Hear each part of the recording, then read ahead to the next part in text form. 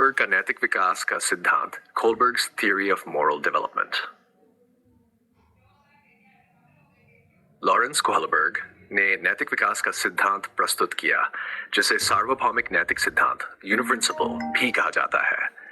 यह सिद्धांत पियाजे के संज्ञानात्मक विकास के सिद्धांत पर आधारित है। कोहलबर्ग का मानना था कि नैतिक विकास 3 अवस्थाओं स्टेजेस में होता है और प्रत्येक अवस्था में 2 चरण सब स्टेजेस होते हैं, जिससे कुल 6 चरण बनते हैं।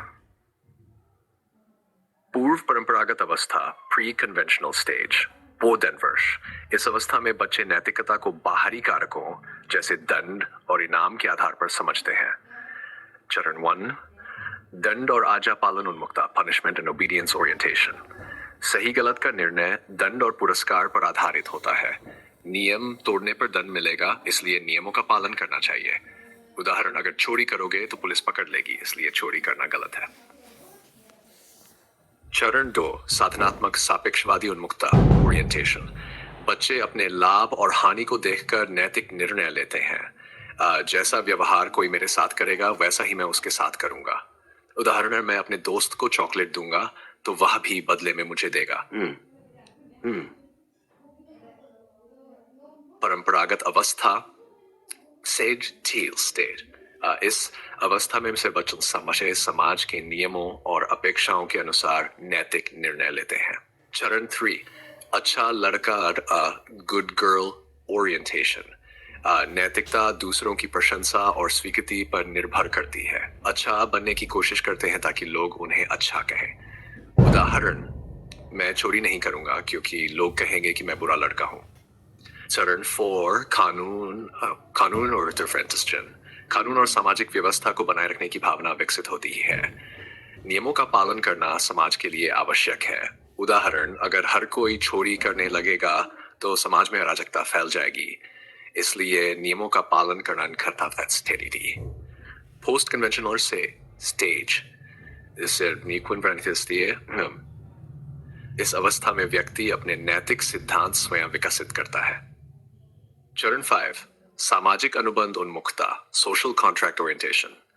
व्यक्ति यह समझने लगता है कि कानून लोगों की भलाई के लिए बनाए जाते हैं, लेकिन इन्हें बदला भी जा सकता है। नैतिकता कानूनी नियमों से ऊपर होती है। उदाहरण, अगर रेड लाइट तोड़ने से किसी की जान बच सकती है तो यह गलत नहीं है। चरण 6, सार्वभौमिक नैतिक सिद्धांत उन्मुक्ता यूनिवर्सल ओरिएंटेशन। व्यक्ति अपने विवेक और आत्मा की आवाज के अनुसार निर्णय लेता है। अन्य लोगों की भलाई के लिए अपने स्वार्थ का त्याग कर सकता है। उदाहरण, अगर चोरी न करने से किसी की जान चली जाती है तो चोरी करना नैतिक रूप से सही हो सकता है। कोहलबर्ग ने बच्चों से हींज और हींजोई की कहानी सुनाई और उनके उत्तरों के आधार पर उनकी नैतिक अवस्था का विश्लेषण किया। कहानी, हींज की पत्नी बहुत बीमार थी और केवल एक महंगी दवा से उसकी जान बच सकती थी, लेकिन फार्मासिस्ट ने बहुत अधिक पैसा मांगा जो हींज के पास नहीं था।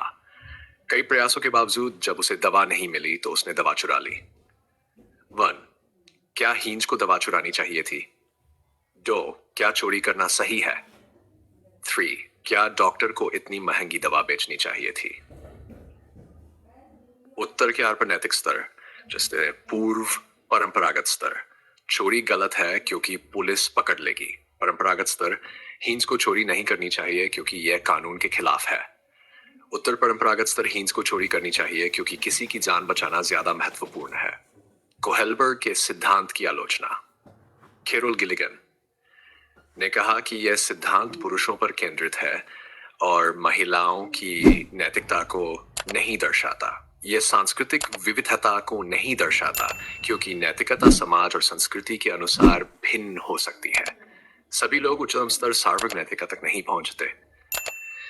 निष्कर्ष, कोहलबर्ग का सिद्धांत नैतिक विकास को समझने में मदद करता है, लेकिन यह सार्वभौमिक नहीं है। यह हमें यह जानने में मदद करता है कि लोग कैसे नैतिक निर्णय लेते हैं और उनका तर्क क्या होता है।